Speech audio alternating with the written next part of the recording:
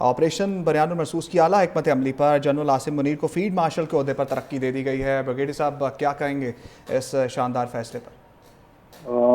देखेंगे, ये जो बड़ा प्रेस्टिजियस किस्म का ये रैंक है, और जब हम कह सकते हैं ये वेल डिजर्व थे, और एक्सेप्शनल सर्विस पे दी जाता है, और स्पेशली लीडरशिप में ड्यूरिंग वार टाइम।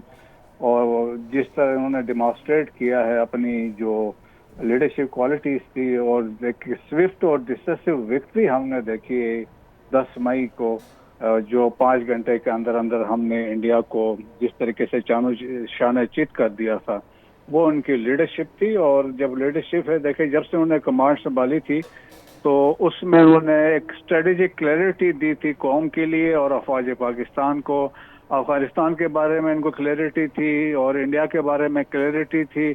और फिर उन्होंने ये भी कहा कि हमें हॉट स्टेट बन के दुनिया के सामने अपने आप को पेश करना है, ना कि सॉफ्ट स्टेट। और फिर इसके अलावा उन्होंने कहा कि स्टेटस को की कोई बातें नहीं होंगी, अभी बातचीत जो डिसीजन होगा उस पर इम्प्लीमेंट करेंगे। नेशनल एक्शन प्लान की बात की। और इसके बाद देखें कि उन्होंने जो ट्रूप्स को लीड किया फ्रॉम द फ्रंट किया, और फिर इसमें डिसाइसिव लीडरशिप है, और डिसीजन मेकिंग जो है बहुत इंपॉर्टेंट चीज़ है।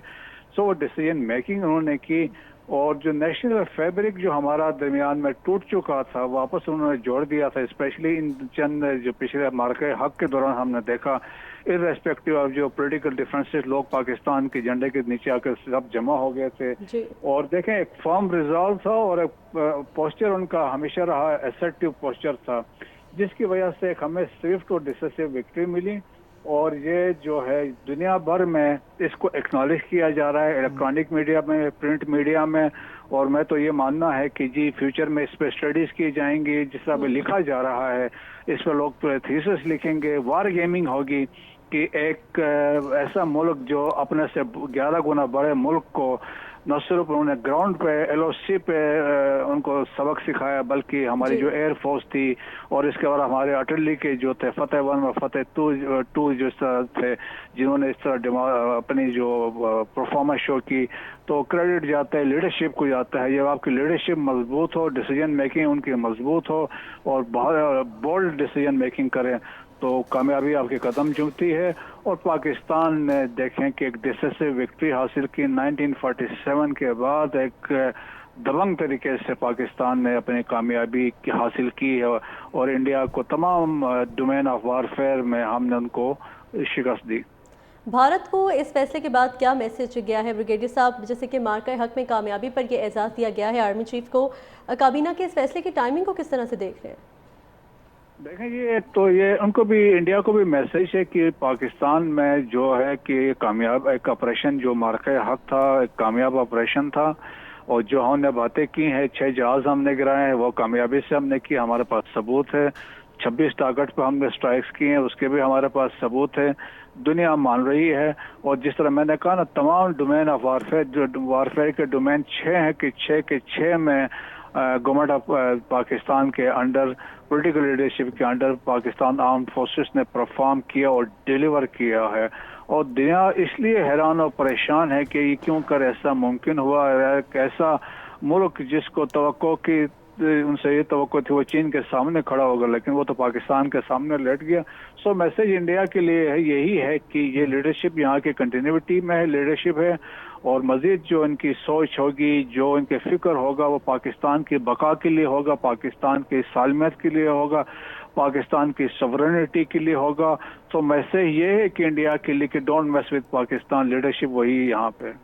अच्छा ब्रिगेडियर साहब, एक और इंतहाई अहम फैसला किया गया है। Air chief marshal Zaheer Babar Sidhu की मुद्दत मुलाजमत पूरी होने पर खिदमात जारी रखने का भी मुतफ़िका फैसला किया गया है। खुद लीड करते रहे, कमांड देते रहे सारी रात, जो भी ऑपरेशन हुआ ज़हीर अहमद बाबर सिद्धू साहब। बिल्कुल ऐसा ही है। देखिए, बल्कि मैंने जितना जो एयरफोर्स के पुराने एयर मार्शल रिटायर्ड है, वाइस मार्शल थे, उनको भी सुना, उन्होंने कहा जिस तरीके से ये to round the clock he was in communication with his fighter pilots उनके साथ थे, और उनको फिर उन्हें हैंड भी दिया हुआ था, और उनको बता गाइड भी कर रहे थे। तो ये लीडरशिप होती है। जब लीडरशिप वही होता है जब आपके प्रेजेंस लोगों को पता चले कि मेरा जो कमांडर है, मेरा जो बॉस है, मेरे साथ है।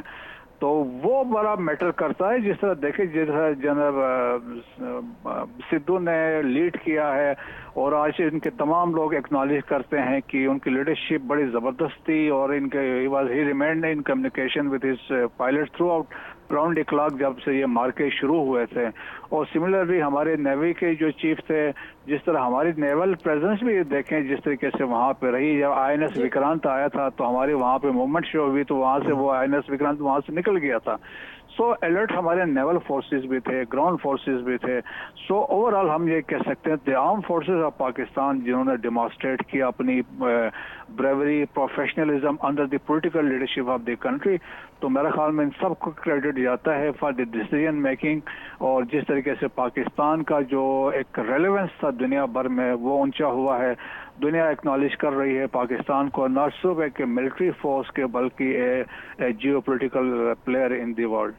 बिल्कुल ब्रिगेड साहब, न सिर्फ चीफ्स को ये एजाज़ात दिए गए हैं बल्कि ये भी फैसला हुआ है कि जो अफवाज पाकिस्तान के अफसरान, जवान और गाजियान हैं और इसके अलावा जो शोहदा हैं उनको भी आला सरकारी अवार्ड्स दिए जाएंगे। ये फैसला भी हुआ है काबीना में।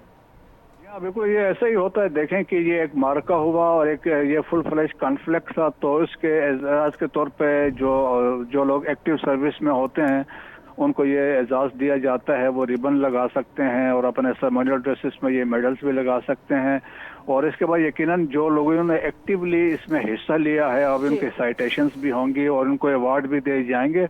बहुत सारे जिसमें कंट्रीब्यूशन है पाकिस्तान एयरफोर्स के भी है, पाकिस्तान आर्मी के लोग हैं और बाकी लोग होंगे जो अभी सब्सिक्वेंटली आप देखेंगे उनको भी एक्नॉलेज किया जाएगा। जिस तरह शोहदा के लवाकिन को गवर्नमेंट ऑफ पाकिस्तान ने एक एहसास दिलाया उनको कि वो अकेले नहीं है। जिस तरह तीनों सर्विसेज के चीफ गए हैं तो फिर लोकल कमांडर्स भी जाते रहे हैं, तो वो एक्नॉलेजमेंट होती रहेगी। ठीक है ब्रिगेडियर साहब, साथ ही रहेगा। ब्रिगेडियर टाइगर गजनफर अली साहब ने भी यहाँ पर हमें ज्वाइन किया। ब्रिगेडियर साहब, बहुत शुक्रिया आपके वक्त का। जनरल आसिम मुनीर को फील्ड मार्शल के ओहदे पर तरक्की दी गई है, क्या कहेंगे आप? जान बिस्मिल्लाहिर्रहमानिर्रहीम। आपको पता है कि बुनियादी मकसूद के बाद और जो उसकी ऑपरेशन के दिन नताइज आए थे उसके तनाजुर में ये वफाकी काबीना का इजलास था और प्राइम मिनिस्टर चेयर कर रहे थे और वहाँ पे जितने वज़रा मौजूद होते हैं तो वहाँ पे ये जो है उसका फैसला किया गया है और एयर चीफ को भी एक्सटेंशन दी गई है।